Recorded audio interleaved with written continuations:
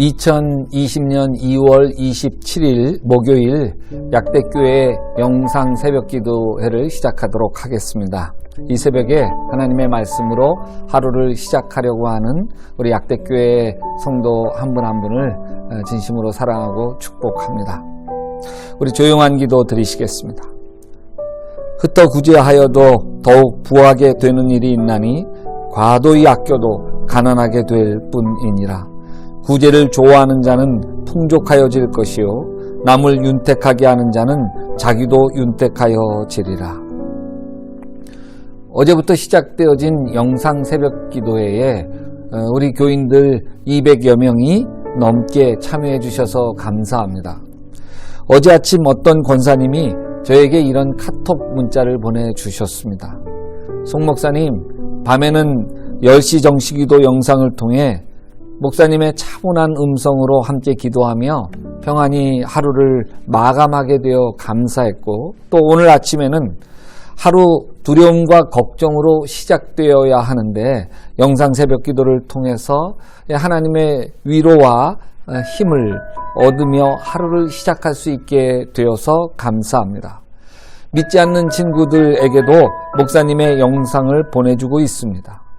이 어지러운 상황 속에서도 하나님이 원하시는 삶을 지켜가도록 노력하겠습니다. 감사합니다. 여러분, 지금 우리는 코로나19로 말미암아 어려운 때를 보내고 있습니다. 그래서 이번 주와 다음 주는 교회에서 모이는 새벽 기도를 중단하고 영상으로 새벽 기도회를 하고 있습니다.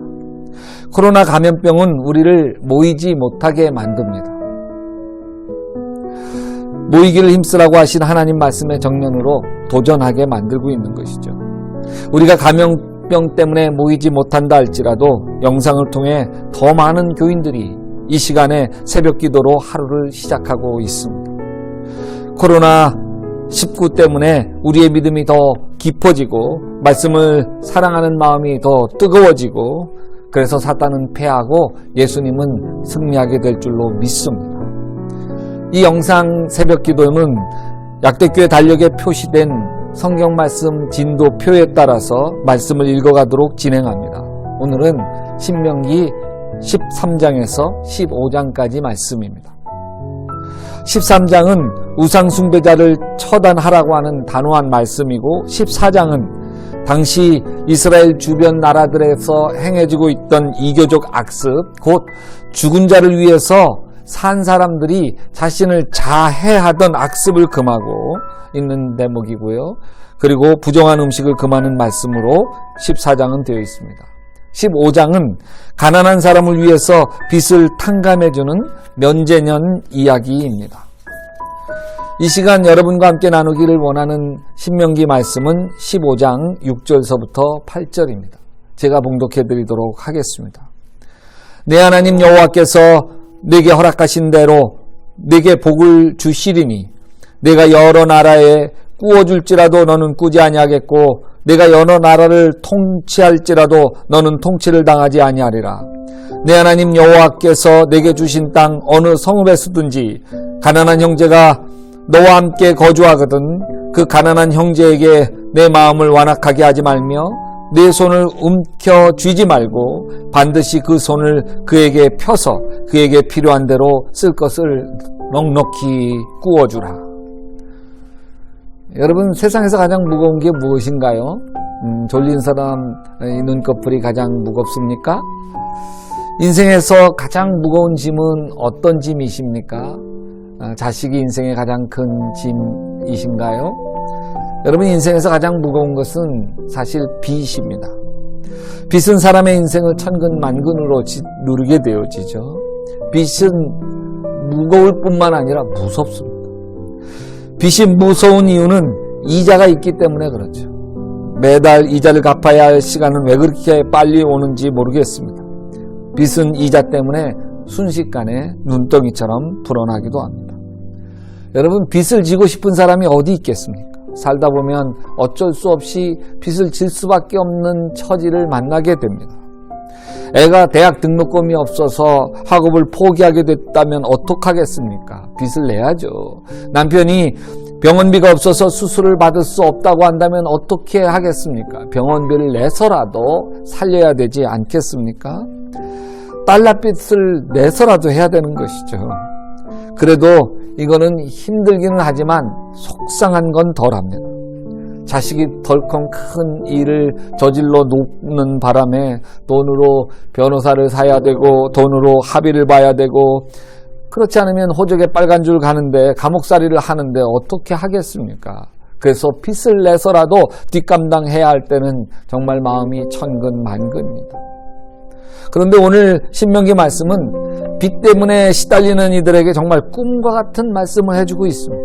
15장 1절에 매 7년 끝에는 면제하라. 면제의 규례는 이러하니라. 그의 이웃에게 꾸어준 모든 채주는 그것을 면제하고 그의 이웃에게나 그 형제에게 독촉하지 말지니 이는 여호와를 위하여 면제를 선포하였음이니라. 여러분, 6일 뒤에 안식일이 있지 않습니까? 6년이 지나 7년째가 면제년으로 두어서 온 나라에 빚진 사람의 빚을 다 탕감해 주는 것이 면제년입니다. 면제받은 사람 얼마나 신나겠습니까? 그런데 빚 면제해 주는 사람, 그 사람은 아주 생돈, 피 같은 돈 7년 되었다고 탕감해줘야 하는 사람은 피눈물 납니다. 원금 안 갚고 다 탕감해주고 나면 그간 안 먹고 안 쓰고 모은 피 같은 돈 빌려줬는데 말도 안 되는 법 아닌가요? 그런데 이게 하나님 입장에 서서 보면 달라요. 빚준 사람도 하나님 자녀고요, 빚진 사람도 다 하나님의 자녀입니다. 다 똑같은 하나님이 그렇게 소중하게 여기는 이들인 것이죠. 하나님 아버지 입장에서 보면 어떤 자식은 떵떵거리고 잘 살고 어떤 자식은 배 쫄쫄 굶어 피골이 상접해 있다고 한다면 눈 뜨고 보기 어렵지 않습니까? 이게 하나님 아버지의 마음입니다. 하나님은 가난한 사람들에게 한없는 애정을 보여주시죠. 그래서 신명기 15장 7절에 보면 내 하나님 여호와께서 내게 주신 땅 어느 성읍에서든지 가난한 형제가 너와 함께 거주하거든 그 가난한 형제에게 내 마음을 완악하게 하지 말며 내 손을 움켜쥐지 말고 반드시 내 손을 그에게 펴서 그에게 필요한 대로 쓸 것을 넉넉히 주라. 그렇게 이야기하고 있습니다. 하나님은 항상 가난하고 소외된 약한 백성에 대해서 지극한 사랑을 가지고 계십니다. 왜 하나님은 가난한 사람들을 특별히 위하시나요? 하나님밖에 의지할 것이 없는 사람들이기 때문이죠. 왜 하나님은 철저하게 가난한 사람들을 위하십니까? 부자도 내 자식이요, 가난한 녀석도 내 자식이기 때문에 그렇습니다. 그래서 잠언 19장 17절에 가난한 자를 불쌍히 여기는 것은 여호와께 꾸어 드리는 것이니 그의 선행을 그에게 갚아 주시리라, 이렇게 이야기하고 있습니다. 이것은 여러분 마태복음 25장에 더 선명하게 나옵니다. 예수님은 헐벗고 굶주린 사람에게 자선을 베풀어 준 것이 곧 예수님에게 자선을 베풀어 주신 것이라고 인정해 줍니다. 옥에 갇히고 목마른 사람을 홀대한 것이 곧 예수님을 홀대한 것이라고 딱 잘라 단호하게 말씀해 주십니다. 왜 그런가요? 우리 주님에게는 잘난 사람도 내 자식이요 못난 사람도 다 내 자식이기 때문에 그렇습니다. 다 한 형제이기 때문에 그렇습니다. 코로나로 모든 사람들이 참 어려운 때를 겪고 있습니다. 확진자도 하나님의 사람이고 코로나와 싸우는 의사도 하나님의 사람이고 또 격리된 사람도 하나님의 사람이고 염려와 근심에 빠진 사람도 다 하나님의 사람들입니다. 하나님께서 귀하게 여기는 분들입니다. 오늘 하나님 아버지 입장에 서서 코로나19로 인해서 확진자가 된 사람, 격리된 사람, 감염병으로 죽어서 장례도 치르지 못한 채 화장해 버려야 하는 유가족들을 생각하는 아주 따뜻하고 포근한 하루가 되시기를 주님의 이름으로 축원합니다. 지금부터 신명기 13장서부터 15장 말씀을 한자 한자 읽어가시면서 말씀이 내 마음에 스며드는 것을 따뜻하게 맛보시기를 주님의 이름으로 축원합니다. 저는 내일 이 시간에 다시 뵙도록 하겠습니다.